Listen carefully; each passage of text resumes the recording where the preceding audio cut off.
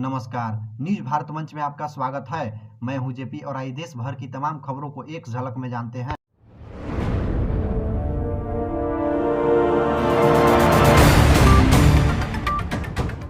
दिल्ली में कोरोना ने तोड़ा 15 महीनों का रिकॉर्ड। 31.9% संक्रमण दर, 24 घंटे में 5 की मौत, 1396 नए केस।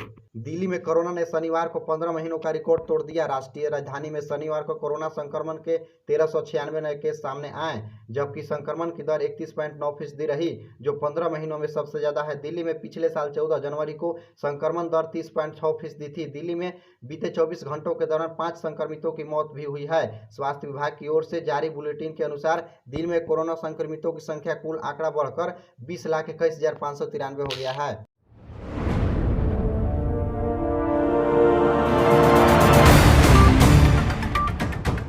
केंद्र सरकार की ओर से केंद्रीय कर्मचारियों के लिए बड़ी घोषणा।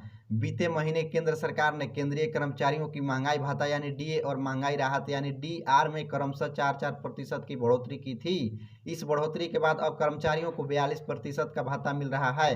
हालांकि आने वाले दिनों में यह भत्ता 46% तक बढ़ सकता है। दरअसल अब दूसरी छमाही यानी जुलाई से दिसंबर तक के लिए महंगाई भत्ते के ऐलान होगा। इस अवधि के भत्ते का ऐलान जल्द से जल्द हो सकता है। आमतौर पर सरकार इस मंजूरी सितंबर या अक्टूबर में देती है, लेकिन इस बार अगस्त तक मंजूरी मिलने की संभावना है। ऐसा अनुमान है कि दूसरी छमाही के लिए 4% का इजाफा होगा। अगर ऐसा होता है तो यह बढ़कर 46% हो जाएगा। मतलब एक केंद्रीय कर्मचारी भत्ता मूल वेतन का 46% होगा। आपको बता दें कि 7वें वेतन आयोग की सिफारिशों के मुताबिक साल में 2 बार भत्ते में इजाफा होता है। पहली छमाही के लिए 4% भत्ते का ऐलान हो चुका है। अब कर्मचारियों को दूसरी छमाही के भत्ते का इंतजार है।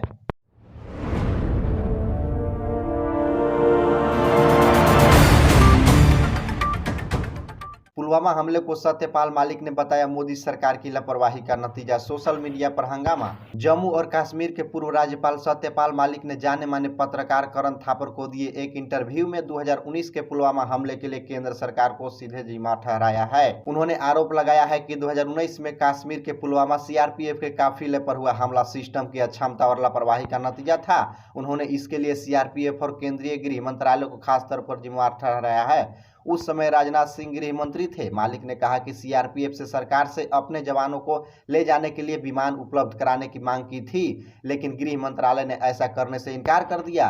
उन्होंने सीआरपीएफ का काफिला जाते वक्त रास्ते से उचित तरीके से सुरक्षा जांच न कराने का भी आरोप सरकार पर लगाया है। मलिक ने भ्रष्टाचार के प्रति प्रधानमंत्री नरेंद्र मोदी की कथित जीरो टॉलरेंस नीति पर भी गंभीर सवाल उठाते हुए दावा किया है कि पीएम को करप्शन से बहुत नफरत नहीं है। सत्यपाल मलिक ने दावा किया है कि पीएम मोदी इस हमले के बाद जिम कॉर्बेट पार्क से जब उन्हें कॉल किया तो इस मामले में उनके समक्ष उठाए। उनके अनुसार इस पर पीएम मोदी ने उन्हें चुप रहने और किसी से कुछ न बोलने को कहा। न्यूज पोर्टल द वायर को दिए इस इंटरव्यू में उन्होंने अनुच्छेद 370 की समाप्ति और बीजेपी नेता राम माधव से जुड़े विवादों बाकी से अपनी बात रखी है।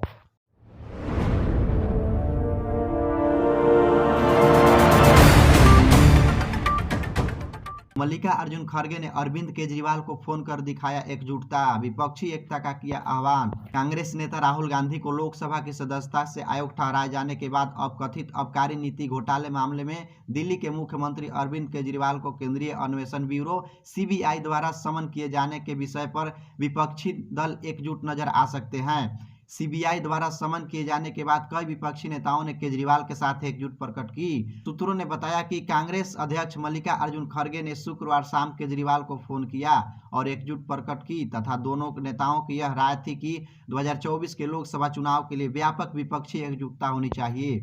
केजरीवाल को सीबीआई ने रविवार को पूछताछ के लिए तलब किया है। बिहार के मुख्यमंत्री नीतीश कुमार ने कहा कि दिल्ली के मुख्यमंत्री उनके खिलाफ शुरू की गई सभी कार्रवाइयों को उचित समय पर जवाब देंगे। नीतीश ने कहा कि लोग जानते हैं कि उनके केजरीवाल के खिलाफ क्या हो रहा है। वह एक जाने माने व्यक्ति हैं। उन्होंने अपने राज्य में कई विकास कार्य किए हैं। वह अपने खिलाफ शुरू की गई सभी कार्रवाइयों को उचित समय पर जवाब देंगे।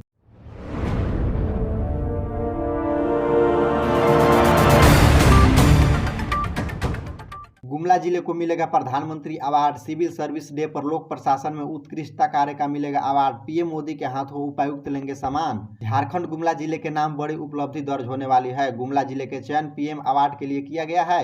21 अप्रैल यानी सिविल सर्विस डे पर गुमला जिले को लोक प्रशासन में बेहतरीन काम के लिए प्रधानमंत्री नरेंद्र मोदी पुरस्कृत करेंगे। झारखंड के लिए ये अवार्ड काफ़ी अहम है क्योंकि गुमला प्रदेश का पहला जिला है जो प्रधानमंत्री अवार्ड के लिए चयनित किया गया है। उपायुक्त सुशांत गौरव प्रधानमंत्री के हाथों ये पुरस्कार लेंगे। सुशांत गौरव के नेतृत्व में जिले के रागी मिशन को नई ऊंचाई देना, एनीमिया उन्मूलन और टीबी मुक्त जिला को दिशा देना कई प्रयास किए गए। डीसी सुशांत गौरव ने जिले में कई उल्लेखनीय काम किया है। खासकर उन्होंने गरीब वंचित परिवारों के लिए जो कुछ किया वो भी जिले के लिए बहुत मिसाल बना हुआ है। गुमला जिले को एक्सीलेंस अवार्ड आगामी 21 अप्रैल को नई दिल्ली विज्ञान भवन में प्रधानमंत्री के हाथों उपायुक्त सुशांत गौरव ग्रहण करेंगे। उपायुक्त सुशांत गौरव के नेतृत्व में जिला से लेकर पंचायतों तक खेलों को बढ़ावा दिया गया है। पंचायतों का डिजिटलाइजेशन और महिला स्वयं सहायता समूहों को मदद उपलब्ध कराई गई है, जबकि मत्स्य पालन को नए आयाम देने और कृषि क्षेत्र में नवाचारी उपायों अपनाने में भी सहयोग दिया गया है। दिव्यांग पहचान और दिव्यांग कल्याण के लिए भी उल्लेखनीय कार्य किए गए। साथ ही पुस्तकालय क्रांति, खेल बैंक और शिक्षा क्षेत्र में विकास के लिए भी महत्वपूर्ण कार्य किए गए, जबकि बांस शिल्पकारों का प्रशिक्षण और सर्वधर्म ताना भगत समुदाय को जिला प्रशासन ने हर संभव मदद दिलाई है।